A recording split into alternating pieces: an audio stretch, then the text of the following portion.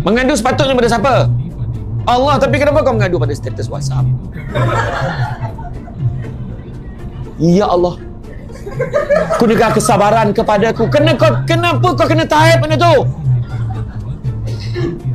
Adakah kalau kau tak taib, Allah tak tahu apa yang kau tulis? Berdoa pada Allah ni. Aku nak doa lah. Aku dah doa, ya Allah, berikanlah kekuatan kepadaku, ya Allah. Sia-sia kerja berpuluh tahun. Ini yang aku dapat. Ini best. Wah. Dah best di ujung tu. Sebab kau nak orang baca, bukannya Allah dengar. Kau nak manusia baca dan manusia komen. Apa cerita sis? Sis okey ke tu? Aduh, kenapa sis? Sebab perempuan ni banyak upset. Berani kau tanya soalan tu. Kejap lagi lepas ceramah, status, kenapa sis? Tanda soal, apa bro tak macam tu ke?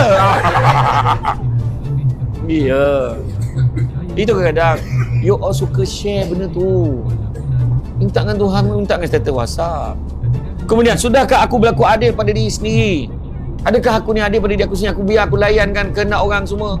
Kadang ada orang bekerja, ada orang hidup dia dengan family dia masalah sebab dia melebihkan adik-beradik dia, mak dia ke semua, sampaikan keluarga sendiri terabai. Ada adil tak pada diri sendiri kadang? Akhirnya dia tak bercuti, kerja teruk kan, pagi-pagi dah datang Damansara ceramah. Aku doa program tak jadi pagi ni, jadi pula. Contoh kan. Lepas tu bagaimana hubungan aku sesama manusia, sesama klik kita ni macam mana kan? Aku tak ngam dengan dia. Kau cuba kau duduk dengan geng-geng yang berubah, berbeza. Kenapa kau duduk sebelah kawan kau juga? Kau tak muak ke sebelah kawan kau tu? Geng minum kau kan?